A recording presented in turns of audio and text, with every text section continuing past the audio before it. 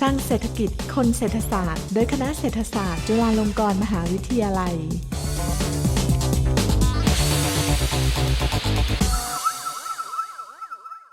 Hello, my name is Dr. Jessica Weipanyongrat, and I'm an assistant professor of economics at Chulalongkorn University. Today, I'm going to talk about COVID-19, youth employment, and informal work. I'll start by giving an overview of previous research on outcomes for youth workers during economic downturns. I will then turn to what we know has happened in the youth labor market here in Thailand, and what I think is in store for Thailand's educated youth workers as we recover from the COVID-19 crisis. What are the short-run and long-run outcomes for individuals who graduate from university during a recession? There are several studies that have evaluated the impact of the Great Recession of 2008 on recent graduates' early career job matching, career trajectories, and long-run impacts on earnings. A study by Fogg and Harrington on the United States shows that new university graduates were much more likely to be mal-employed than older workers after the Great Recession. Mal-employed means an individual works in a job that requires lower levels of education than they've earned and are also outside of their degree field of study. Some examples of mal-employment include a political science graduate working as a bartender, or a business school graduate working as a retail clerk. The study finds that rates of mal-employment for university-educated workers in their 20s increased 6 to 9%, while rates for older workers increased very little or remained unchanged. Mal-employment was particularly evident among bachelor degree graduates, but less so among those who earned a master's degree or higher. Being mal-employed soon after graduating from university may not be a problem if the economy recovers quickly and the graduate can move into better matched employment.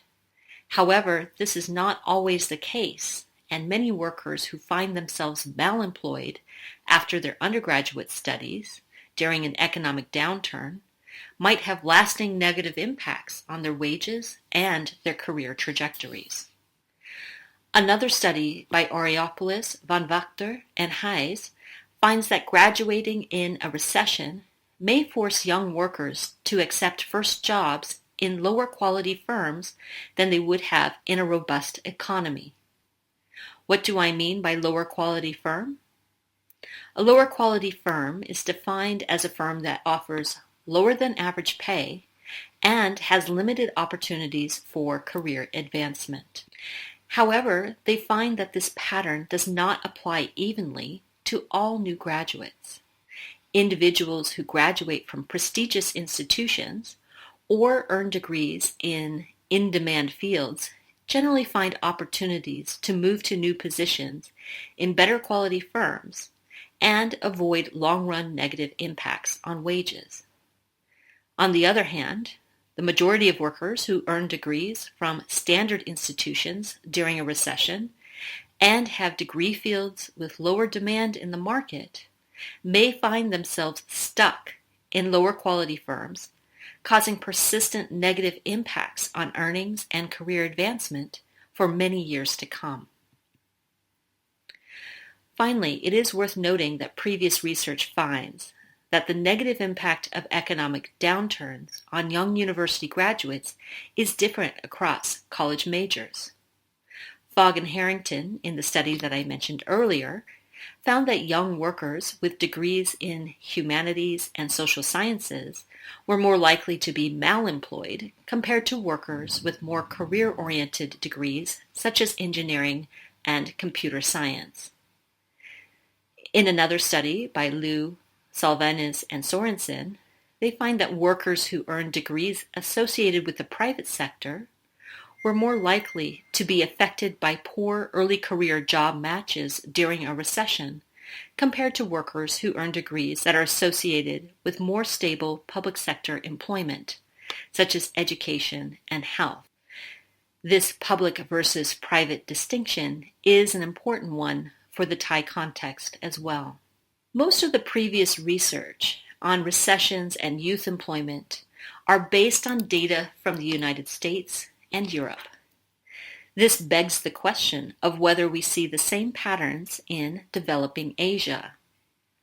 What can we expect for educated young workers in Thailand in the current economic downturn caused by the COVID-19 crisis? While it may be some time before we can do detailed analysis of data from the COVID crisis period, some early indications are the patterns seen in the United States during the Great Recession of 2008 are in fact applicable to Thailand. At present, we have aggregate labor force data available through the first quarter of 2021. Thus, I will present some comparisons of the labor market from before the shutdown of the economy in 2020 and the first quarter of this year, before the third wave. Thailand has historically had very low overall unemployment rates. The unemployment rate has hovered at only 1% over the last decade. The incredibly persistent low unemployment rate often raises eyebrows. I am often asked why official unemployment rates are so low.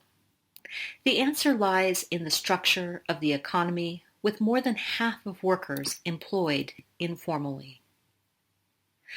I will talk more about what informality means later, but for now, I want to say that informal employment often absorbs workers who lose or move out of formal work, which means that they are still counted as employed in standard labor force surveys. In contrast, workers who move out of formal employment in the developed world are more likely to be covered by unemployment protections and counted as unemployed, and less likely to engage in informal employment to make ends meet between jobs. Since the start of the COVID crisis, the overall unemployment rate has doubled from 1% in the first quarter of 2020 to 2% in the first quarter of 2021. Although the unemployment rate is still very low by global standards, the fact that it has doubled over the last year means that the informal economy can't act as a shock absorber as it has in the past. It is also important to note that the increase in unemployment has not been felt evenly across all types of workers in Thailand. If we look at the unemployment rates by age and education, we can see that the young and educated are most likely to experience unemployment over the last year. For example, workers in the 15 to 19 age category had a 4.7% unemployment rate in the first quarter of 2020 before the lockdown. In the first quarter of 2021, the unemployment rate has risen to 8.3%. For the 20 to 24 age group, we see even higher levels of unemployment. They were at 5.1% in the first quarter of 2020 and have risen to 8.6% in the first quarter of 2021.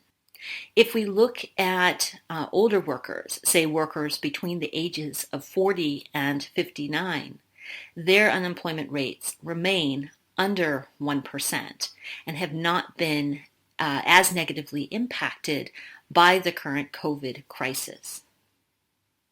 When we look at unemployment by education level, we see that those with higher education are also more likely to be unemployed.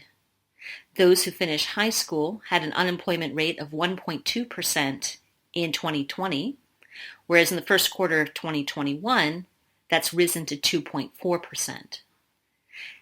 And individuals with tertiary education, including bachelor's degrees and higher, they had a 1.7% unemployment rate in the first quarter of 2020, and that's risen to 3.2% in 2021.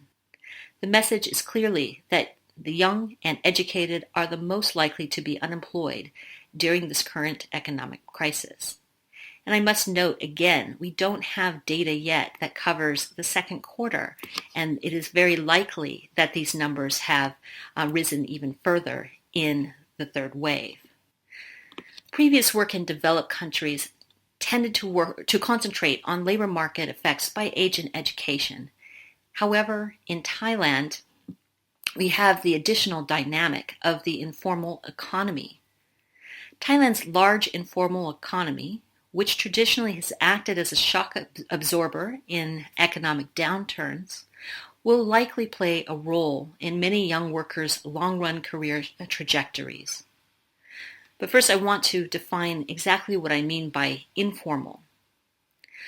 According to the International Labor Organization, informal employees are defined as those who are in an employment relationship or who are self-employed, but are not subject to national labor legislation, income taxation, and social protection.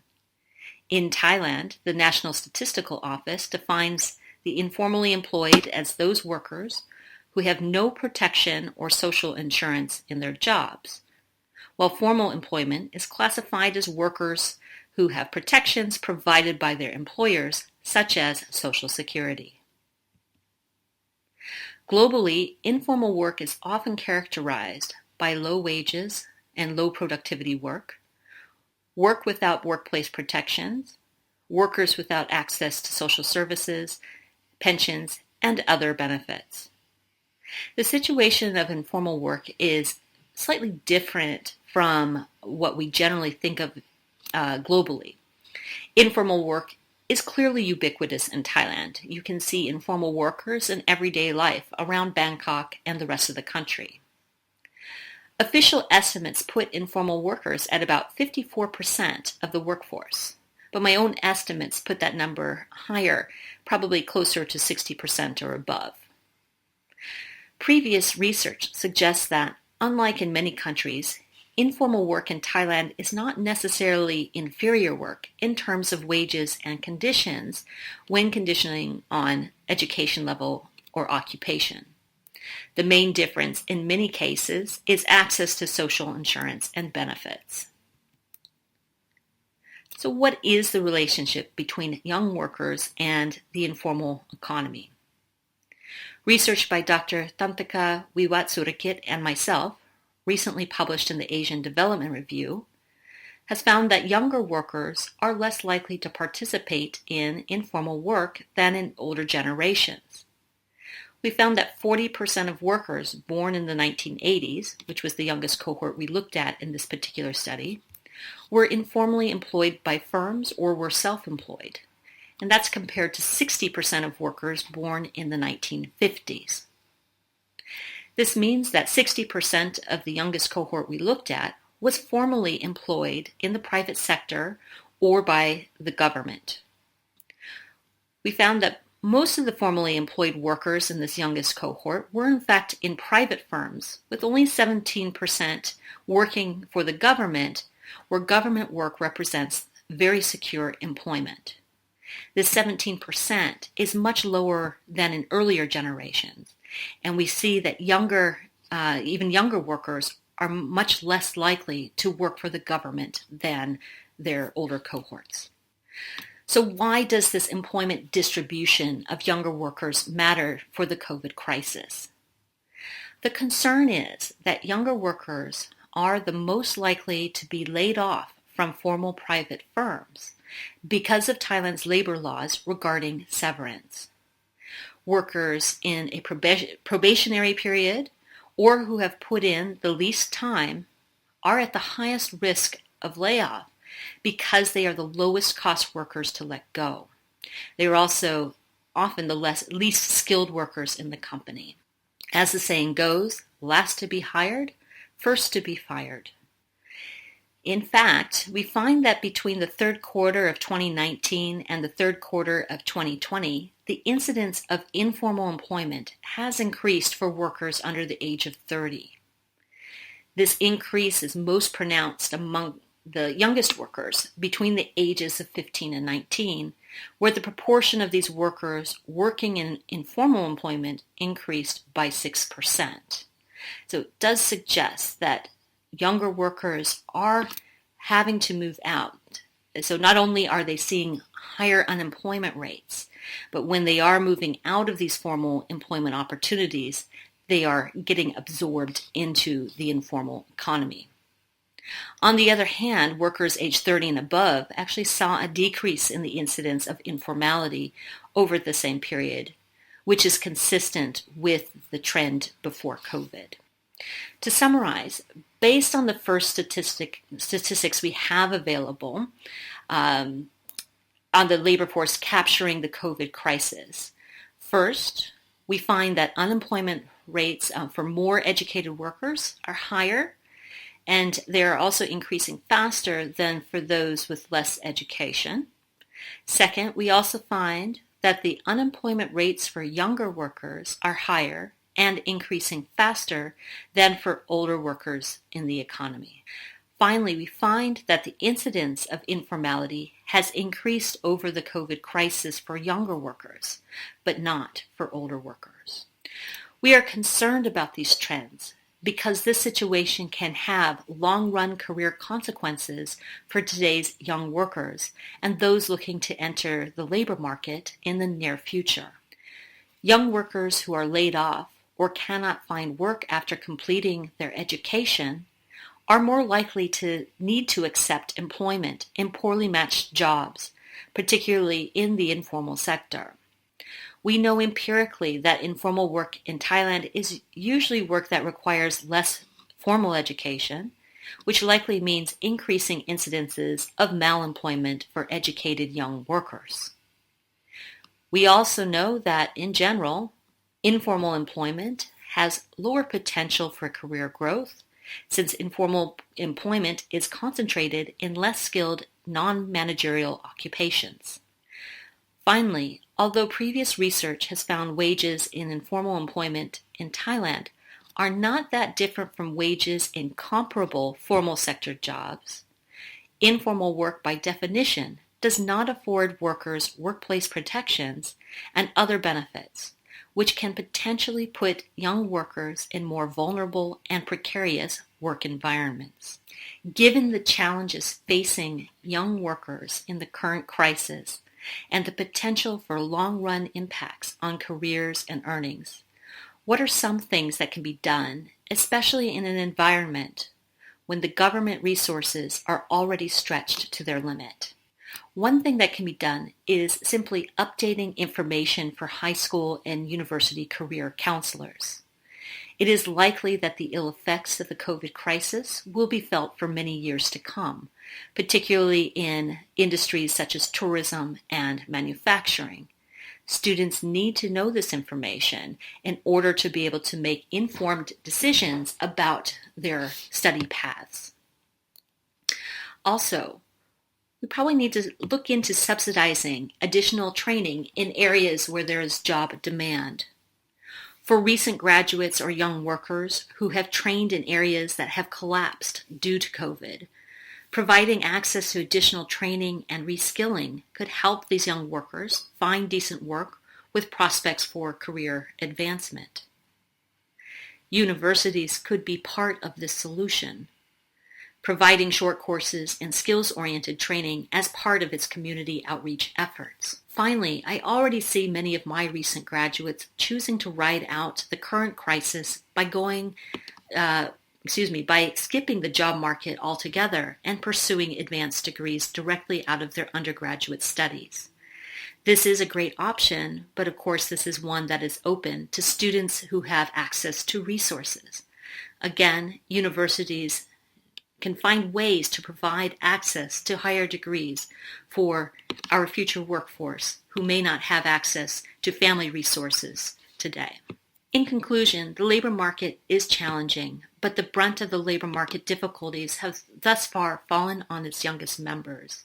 And once we have access to updated information on the labor market, I expect for this picture to become even more concrete. Thailand's youth face difficult labor market challenges ahead, and that can have lasting impacts on their career trajectories and earnings potential.